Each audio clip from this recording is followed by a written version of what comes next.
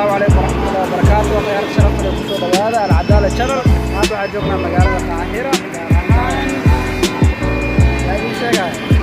القاهرة مصر. بسم الله الرحمن الرحيم. halkaad aan u jeedaan waa magaalada Qaahira wadanka Masar. waxaan soo baxnay vlogger inaan duubno taasoo ku saabsan wadankan iyo dhismihiisa inaan soo bandhigo maadaama dad badan iga soo codsadeen. hadeertan waxaan ku sii soconaa wadada lagu magacaabo Saalax Saalim, waa wadada ugu dheer magaalada Qaahira. waxay ku geynaysaa isla wadadan madaxtooyada. hadda waxaan ku sii soconaa wabiga Niilka.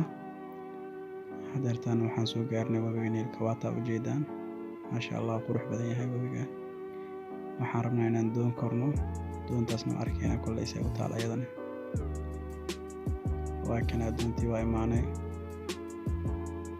maasha Allah, waa doon qurux badan aan caadi ahayn, innaba aan caadi ahayn.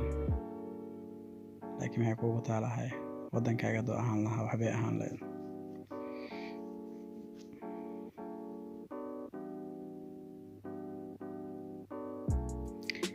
meeshaasna waa markab ka mid a maraakiibta lagu dalxiiso lagu raaxaysto ee wabiga Niilka dul saaran. waa 4 dabaq. magaciisna waxaa la yiraahdaa Niil Hotel. doontaan saaranayna waa taa.